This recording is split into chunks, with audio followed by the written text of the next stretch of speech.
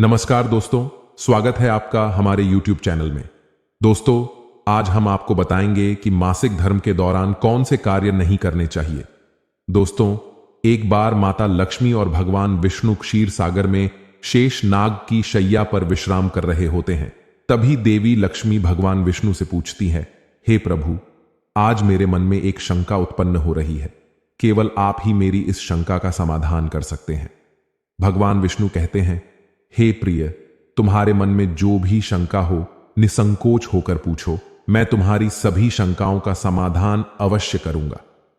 देवी लक्ष्मी कहती है, हे प्रभु, किस श्राप के कारण स्त्रियों को मासिक धर्म की पीड़ा सहन करनी पड़ती है? मेरा दूसरा प्रश्न यह है प्रभु, एक रजस्वला स्त्री को कौन से कार्य नहीं करने चाहिए जिससे उन्हें पाप लगता है? भगवान विष्णु कहते हैं, हे देवी, आज तुमने मानव जाति के कल्याण के लिए बहुत ही उत्तम प्रश्न किया है। तुम्हारे इन सभी प्रश्नों का उत्तर देव शर्मा की इस प्राचीन कथा से प्राप्त हो जाएगा। इस महान कथा का श्रवण करने मात्र से ही समस्त पापों का नाश होता है। जो भी पति पत्नी इस कथा को ध्यानपूर्वक सुनते हैं, उन्हें सौभाग्य की प्राप्ति होती है। इसीलिए हे देवी, आप भी इस कथा को ध्यानपूर्वक सुनिए। देवी लक्ष्मी कहती हैं, हे प्रभु, यह देव शर्मा कौन थे? उनका आचार विचार कैसा था? मैं इस कथा को अवश्य सुनना चाहती हूं। कृपया आप इस कथा को मुझसे कहिए, मैं इसे ध्यानपूर्वक पूरा अवश्य सुनूंगी। भगवान विष्णु कहते हैं, हे देवी, पूर्व काल की बात है। मध्य देश में एक अत्यंत शोभायमान नगरी थी। उस नगरी में देव शर्मा नाम के ब्राह्मण रहा करते थे। देव शर्मा को समस्त शास्त्रों और वेदों का ज्ञान था। वह परम बुद्धिमान, गुणवान तथा धर्म कार्य में तत्पर रहता था। सभी वर्णों के लोग उन्हें बड़ा सम्मान देते थे। वे प्रतिदिन यज्ञ, दान, धर्म तथा संध्या उपासना किया करते थे। वे पशु, पुत्र, बंधु बांधव तथा धन संपत्ति से संपन्न थे। देव शर्मा की पत्नी का नाम भगना था। वह भी अत्यंत चरित्रवान, गुणवान तथा पतिव्रता, धर्म का पालन करने वाली स्त्री थी। फिर एक दिन देव शर्मा ने अपने घर पर सत्यनारायण की पूजा रखी और सभी ब्राह्मणों को स्वयं जाकर निमंत्रण दिया। नगर में निवास करने वाले समस्त मनुष्यों को उसने पूजा के लिए तथा भोजन के लिए बुलाया। फिर पूजा के दिन समस्त ब्राह्मण उसके घर पर पधारे। देव शर्मा ने उन सभी ब्राह्मणों का विधिपूर्वक पूजन किया और उनका आदर सत्कार किया। फिर उसने सभी ब्राह्मणों को घर के अंदर बुलाया और सुंदर आसन देकर उन्हें बिठाकर मिष्ठान भोजन कराया। ब्राह्मणों को भोजन कराने के बाद उसने भगवान का स्मरण करते हुए सभी को वस्त्र आदि का दान करके विदा किया। वे सभी ब्राह्मण देव शर्मा को आशीर्वाद देकर वहां से चले गए। उसके बाद उसने अपने परिवार, बंधु बांधव तथा अनेक दीन और भूखे लोगों को भोजन कराया। इस प्रकार से सभी को भोजन कराकर और पूजा संपन्न करके जब वह ब्राह्मण अपने घर के द्वार के सामने खड़ा रहा, तब उसने देखा कि उसके घर के सामने एक कुतिया और बैल बात कर रहे थे। उस ब्राह्मण ने उस कुतिया और बैल की पूरी बात सुनी तो उसे बड़ा आश्चर्य हुआ। वह कुतिया और बैल उसके माता पिता ही थे, जो पिछले जन्म के पाप के कारण इस जन्म में कुतिया और बैल बन गए थे। तब वह ब्राह्मण मन ही मन सोचने लगा, यह दोनों तो साक्षात मेरे माता पिता ही हैं, जो मेरे घर पर पशु बनकर आए हैं। किस कारण से इन दोनों को प्राणियों का शरीर प्राप्त हुआ? अब इनके उद्धार के लिए मैं क्या करूं? इस प्रकार विचार करते हुए उस ब्राह्मण को रात भर नींद नहीं आई और वह रात भर भगवान का स्मरण करते हुए सोच विचार करने लगा। उसने सोचा, मेरे माता पिता की मुक्ति का उपाय केवल मुनि वशिष्ठ जी ही बता सकते हैं। इसीलिए सुबह होते ही देव शर्मा स्नान आदि कार्य संपन्न करके मुनि वशिष्ठ जी के आश्रम पर पहुंच गया। आश्रम पर आते ही मुनि वशिष्ठ जी ने देव शर्मा का स्वागत किया। वशिष्ठ जी कहने लगे, हे ब्राह्मण श्रेष्ठ, आज किस कारण से आपका हमारे आश्रम में आगमन हुआ है? आप दुखी दिखाई पड़ते हो। आपके दुख का क्या कारण है, बताओ। देव शर्मा कहता है, हे मुनिवर, आपको प्रणाम है। आपके दर्शन से आज मेरा जन्म सफल हुआ है। हे मुनीश्वर, आज मैं आपके पास एक शंका लेकर आया हूं। कृपया आप ही मुझे इस दुख से बाहर निकाल सकते हैं। मैं अत्यंत दुखी और दुर्बल हो गया हूं। वशिष्ठ जी कहते हैं, हे ब्राह्मण, दुख ना करो। तुम्हारी जो भी शंका हो निसंकोच होकर पूछो, मैं अवश्य तुम्हारी शंका का समाधान करूंगा। फिर देव शर्मा कहता है, हे मुनिवर, कल मैंने अपने घर पर भगवान विष्णु का पूजन किया तथा अनेक ब्राह्मणों को और भूखे लोगों को भोजन कराया, विधिपूर्वक भगवान का पूजन किया। फिर मेरे द्वार पर एक कुतिया और एक बैल आ गया। दोनों मेरे घर के सामने खड़े होकर बात कर रहे थे। सबसे पहले कुतिया उस बैल से इस प्रकार से कहने लगी, हे स्वामी, आज जो घटना घटी उसे सुनिए। हमारे पुत्र के घर में ब्राह्मणों के भोजन के लिए जो दूध रखा था, एक सांप ने उस दूध के बर्तन में अपना विष उगल दिया था, जिसे देखकर मुझे बड़ी चिंता होने लगी। उसी दूध से भोजन बनने वाला था। अगर सभी लोग उस दूध को खा लेते तो उनकी मृत्यु हो जाती। इसीलिए मैंने उस बर्तन में से सारा दूध पी लिया। जब बहू की दृष्टि मुझ पर पड़ी तो उसने मुझे खूब पीटा, जिसे मेरा अंग भंग हो गया। मुझे बहुत पीड़ा हो रही है। इसी कारण से मैं लड़खड़ाते हुए चल रही हूं।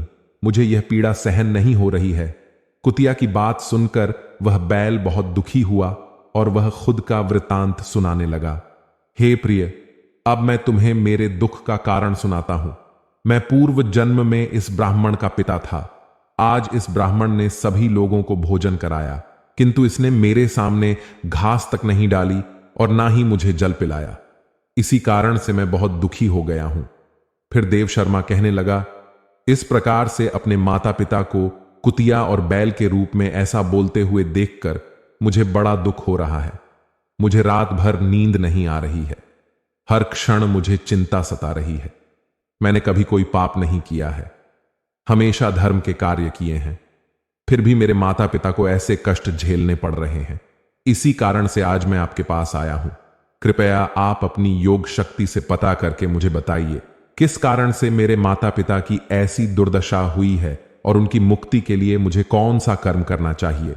फिर गुरु वशिष्ठ ध्यान लगाते हैं और उस ब्राह्मण के माता पिता के पूर्व जन्म के कर्मों को देखते हैं और देव शर्मा से कहने लगते हैं, हे ब्राह्मण, तुम्हारे माता पिता ने पिछले जन्म में घोर पाप किया है।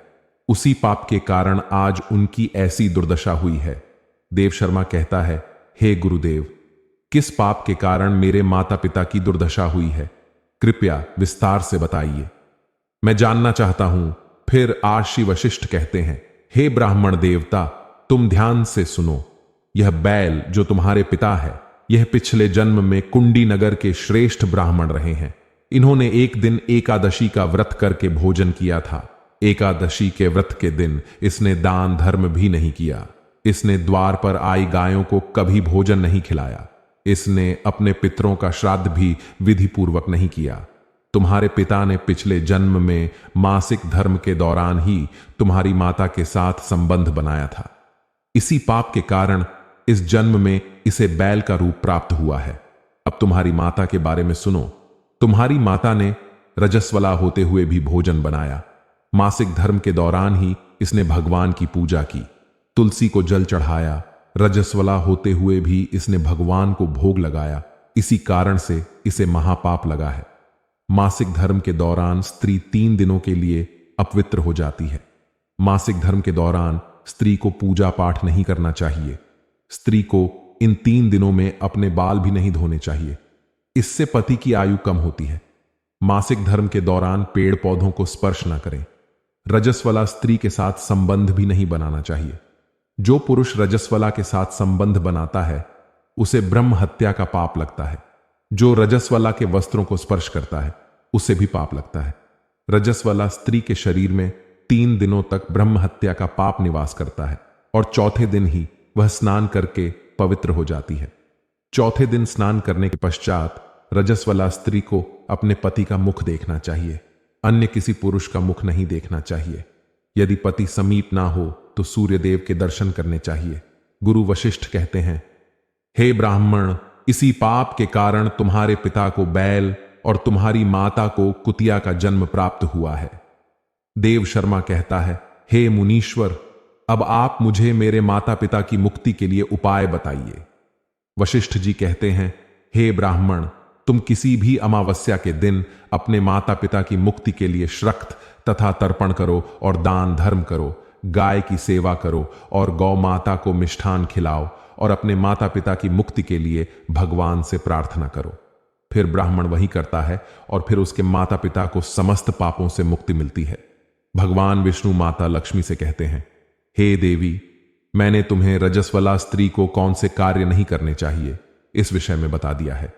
अब मैं तुम्हें बताता हूं किस कारण से स्त्री को मासिक धर्म से गुजरना पड़ता है। सतयुग में कालकेय नाम से प्रसिद्ध दानव हुआ करते थे। दानव होने के कारण उनका स्वभाव उग्र था और वे हमेशा ही युद्ध करने के लिए तत्पर रहते थे। फिर एक दिन सभी दानव वृत्रासुर के साथ मिलकर स्वर्गलोक पर चढ़ाई करने लगे। उन असुरों के पास भयंकर शक्तिशाली अस्त्र थे जिसका देवता सामना न कर सके और भागकर ब्रह्मदेव के पास चले गए। फिर ब्रह्मदेव ने उन्हें असुरों को परास्त करने का उपाय बताते हुए कहा, हे इंद्र, तुम इसी क्षण महर्षि दीची के पास जाओ। वे उनके शरीर की हड्डियों से तुम्हें अस्त्र शस्त्र प्रदान करेंगे। उन्हीं अस्त्रों का प्रयोग करके तुम वृत्रासुर का वध कर सकोगे। फिर सभी देवता महर्षि दीची के आश्रम पर जाते हैं और उन्हें प्रार्थना करके अस्त्र प्रदान करने की विनती करते हैं। फिर संसार के कल्याण के लिए महर्षि दीची अपने शरीर की हड्डियों से अस्त्र शस्त्र निर्माण करते हैं। उन्हीं अस्त्रों में से एक वज्र नाम का अस्त्र होता है जिसे देवराज इंद्र धारण कर लेते हैं। फिर सभी देवता गण वृत्रासुर साथ युद्ध करने के लिए निकल जाते हैं। देवताओं और दानवों के बीच भीषण युद्ध होता है। सभी देवता आकाश में दानवों से युद्ध के लिए एकत्रित हो जाते हैं और प्रहार करने लगते हैं। अग्निदेव अग्नि के प्रहार से दैत्यों को दग्ध करने लगते हैं। अग्नि के प्रभाव से दैत्यों का अंग अंग जलने लगता है। फिर वरुण देव जल की वर्षा से दैत्यों को डुबो देते हैं जिससे दैत्य त्राही त्राही करने लगते हैं। अनेक दिनों तक इस प्रकार से दैत्यों और देवदाव के बीच में भीषण युद्ध चलने लगता है। फिर देवराज इंद्र और वृत्रासुर आमने सामने आ जाते हैं। दोनों के बीच भीषण युद्ध होता है और फिर देवराज इंद्र अपने वज्र का प्रहार करके वृत्रासुर को मार डालते हैं। उस दानव वृत्रासुर की मृत्यु होते ही उसके शरीर से ब्रह्म हत्या बाहर निकलती है और इंद्र का पीछा करने लगती है। फिर वह ब्रह्म हत्या इंद्र के शरीर में प्रवेश कर लेती है जिससे इंद्र को ब्रह्म हत्या का पाप लगता है। देवराज इंद्र ब्रह्मदेव के पास जाते हैं और उनसे ब्रह्म हत्या से छुटकारा दिलाने के लिए कहते हैं। फिर ब्रह्मदेव उस ब्रह्म हत्या को इंद्र के शरीर से निकलने की आज्ञा देते हैं और वह ब्रह्म हत्या इंद्र के शरीर से बाहर निकलकर ब्रह्मदेव से कहने लगती है, हे परमपिता, अभी तक मैं वृत्रासुर के शरीर में निवास कर रही थी क्योंकि उसने अनेक ब्रह्म हत्याएं की थीं। जब इंद्र ने उसकी हत्या की तो मैं इंद्र के शरीर में वास करने लगी। अब आप ही मुझे कोई उचित स्थान दीजिए जहां पर मैं रह सकूं। फिर ब्रह्मदेव कहते हैं, हे ब्रह्म हत्या, मैं तुम्हें उचित स्थान देता हूं। फिर ब्रह्मदेव ने ब्रह्म हत्या के 4 भाग किए और कहा, हे ब्रह्म हत्या, तुम्हारा 1/4 भाग अग्नि के भीतर रहेगा। जो भी मनुष्य अग्नि को आहुति नहीं देगा तुम उसके शरीर में प्रवेश कर लेना।